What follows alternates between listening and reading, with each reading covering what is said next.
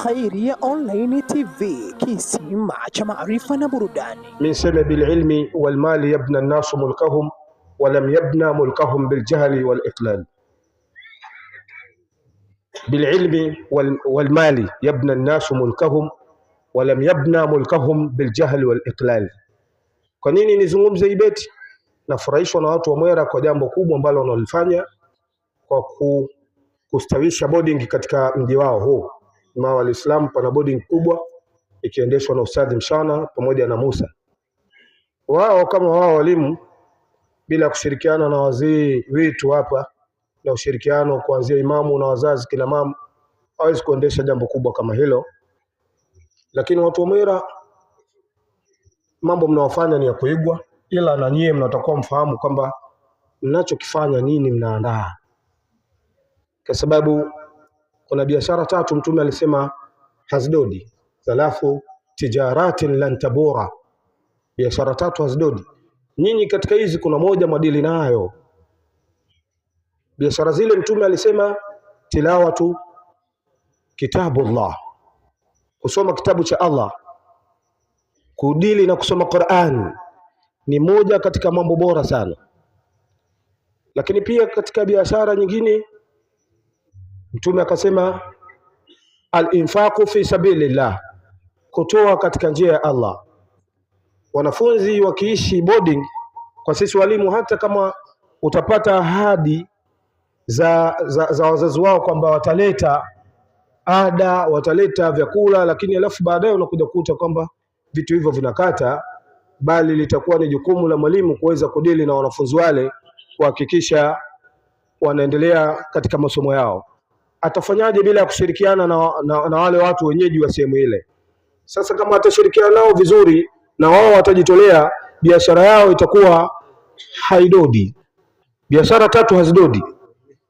Tena asema la tu'rafu al-khusrana fihi, au tuseme khusranu ili iwe naib al-fa'il. La tu'rafu al-khusran, na ndio ilivyoandikwa hivyo kwamba hasara haijulikani katika hiyo biashara. Yani haijulikani biashara hiyo hasara yake. Biashara tatu: al-infaqu fi sabilillah, kutoa kwa ajili ya Allah, lakini iqamu salah, kusimamisha swala, wa tilawatul Qur'an. Sasa naona mambo mawili haya watu wa Mwera wamedili nayo. Mimi nawapongeza kwa sababu Ahmad Shauki katika maneno yake alisema hivyo, bil ilmi wal mal yabna an-nasu mulkahum. Utaona hiyo ni fi'l mudhari, lakini mbona huko hayo yabni, haiwezekani kaja hivyo kwa ajili hiyo ila. Ndivyo bamko Kwa hiyo yasomeka hivyo hivyo, sio kwa mimi naikosea, na pia ndivyo ilivyoandikwa, bil ilmi wal mali yabna an-nasu mulkahum wa lam yabna mulkahum bil jahl wal iqlal. Kwa elimu na mali ndio watu wanaweza wakajenga miji. Yani miji imarika kwa ilmu na mali. Wa lam yabna mulkahum bil jahl wal iqlal. Watu hawa hawawezi kujenga miji yao kwa ujinga na ufukara. Sasa watu wa Mwera wamewekeza boarding na wanafunzi zaidi ya 12. Mimi si wasifu vipi? Na baada ya kuiwekeza hiyo boarding, wanawahudumia wanafunzi. Wakiwahudumia, wanachokitoa wao itakuwa ndio ile al-infaqu fi sabilillah, kutoa katika njia ya Allah. Ni moja katika biashara ambazo hazidodi. Lakini pia vile vile wao wakiimarisha kuwepo madrasa hapa, watakuwa wameimarisha ilmu al-Qur'an. Wameimarisha ilmu al-Qur'an, yani kwamba ilmu al-Qur'an hiyo yapatikana. Na sisi tuna historia za madrasa hii madrasa ya Mwera, tuna historia nayo kubwa, na walimu waliopita hapa ni wakubwa, na mpaka leo vijana wetu hao kuwepo hapo bado wanaiendeleza. Kiukweli ni wapongezi watu wa Mwera kwa wanaowafanya.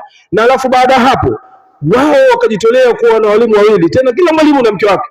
Ni katika mambo ya kuigwa na katika mambo ya kushangaza. Bila ya kuwa na nyoyo za ucha Mungu hauwezi kupiga hatua. Lakini madrasa ile pale wakaona haitoshi, waandae madrasa nyingine. Lakini katika vitu hivi kuna jambo moja la kuangalia sana, ambalo ile jambo siku moja lilileta hasara katika miji yetu. Kuna mmoja katika watu, baada ya kuona kwamba mimi ndio bora na ndo najua mambo mengi kuliko wote, lile kundi lile la kina Mzengare na kina Mzamgambo na kina Mwalimu Matu, wale hawajui lolote, asema shekhe hata akija yule shekhe mimi pia ndo mtakula naye, maana ndo najua kula na shekhe. Kweli yule bwana alikuwa na hiyo sifa. Lakini pia shekhe akija anamvisha yeye. Yani anamwandalia joo na kanzu, anavaa shehe, alafu ampeleka kwenye kioo, amwambia jiangalie shehe, umependeza. Lakini mwalimu akija pale atakasomeshe, mwalimu atakula wapi? Watu wote wako kimya. Mwalimu atakula wapi? Watu wote wako kimya. Siangalia wadigo wote wamenyamaza, mwalimu atakula kwangu mimi, nitamlisha mwalimu asubuhi na mchana na jioni. Basi jambo lile lilimfanya akawa ya kibri baadaye, kitu ambacho Sheikh alikitabiri. Aliwaambia watu wa Machui ambao walikuwa wakipendana nao sana, watu wa Machui, mnaonekana mnanipenda na mna umoja, lakini ndani yake kuna tofauti, lakini mtakuja kuziona. Sasa huyu kwa ule ubora wake aliojiona kwamba bila yeye jambo halendi, ghafla akaja akawaacha wazee, akasema mimi kuanzia sasa hivi sio maawa, kuanzia sasa hivi sitaki maawa. Hako nini? Akasema mmeenda katika kiwanda changu ninachofanya kazi mkanitilia fitina niachie kazi.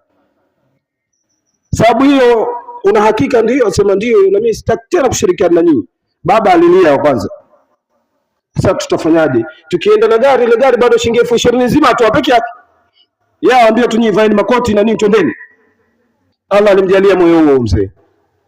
Lakini katuacha huyo tena siku ya 3 ya 4 yake watu wamuona kule Mchigani kule shule, ndio njia kwenda Machui kubwa, kuna Shamsia, ana maspika enda nao Shamsia mpaka kama Shamsia.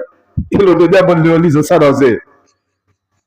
Lakini alafu mwisho wake ulikuwa sio mzuri sana, na sipendi kudili nao.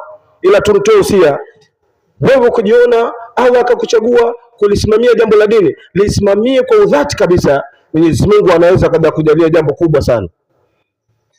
Wala usione kero, wala usifanye kunyanyasa mtu kwenye ule usimamizi wako bora. Wewe simamia kwa kutarajia nini? Malipo bora mbele ya Mwenyezi Mungu Subhanahu wa Ta'ala. Kuna mtu alikufa juzi, ndio neno langu la mwisho mwalimu, namalizia tuende zetu. Alikufa hapo, anaitwa Buflila. Mjomba mjua Buflila alikufa, yule Ali Buflila. Lakini moja katika mambo yake makubwa yule Buflila aliyofanya, yule alikuwa akidili na mwalimu mkuu sana. Watu walikuwa wameona yule muhuni, lakini alikuwa akidili naye yule mwalimu mkuu. Kumuuliza chaki za madrasa ambazo zimeisha, aleta maboksi. Juzuu za madrasa amwambia zimeisha, aleta. Amwambia tena wewe hata kama unataka ziuze. Kama mwalimu mkuu pia ziuze juzuu la kia zileta bure. Lakini wallahi amekufa ndani ya swala juzi. Kwa amali kubwa kama hiyo. Yaani pale kwa mwalimu mkuu pale msikiti wa Makuti, unaitwa Makuti sasa hivi Wabati. Buflila kafunga salatu al-maghrib ile. Akafunga Allah, hiyo iliishilia hivyo akafa. Lakini huyu alikuwa akimsimamia mwalimu. Mimi pia niwahusia watu wa Mwera, muangalie sana ndugu zangu ambao wameletwa hapa. Yaani taasisi inawahitaji, lakini ikawaleta hapa kwa kuhakikisha mwalimu Musa atapaweza hapa Mwera na atakwenda napo vizuri. Lakini nyinyi jalini sana maslahi yake na kuhakikisha kila mara mwamweka vipi, sio kumtengenezea majungu yeye na mshana. Kwa sababu leo Mwera yanara. Hii yote ni mipango mizuri kabisa. Hii ni mipango ambayo bila ya kusimamiwa na hao walimu, bila nyinyi wenyewe kushirikiana, haiwezi kuwa hadhara nzuri kama hivi. Lakini sasa mambo kama hayo yanahitaji kuijua pia ile thamani ya walimu. Na maana mambo makubwa kama haya na maonyesho makubwa, si kweli eti walimu wakose kupongezwa hata na hazia hata 300,000 400,000. Ni mambo makubwa sana. Na sio mambo makubwa tu. Hii kazi inayofanyika hapa ni kubwa. Basi mimi nasema nataka nizungumze mpaka kesho hapa, lakini nimeambiwa kwamba nizungumze kwa uchache. Alkamalu lillahi. Kama nimewakosea watu wa Mwera mtanisamehe, naomba radhi zenu. Vile vile na walimu wenzangu kama nimewakosea, lakini maulidi mazuri sana. Wassalamu alaikum. Khairia Online TV, kisima cha maarifa na burudani.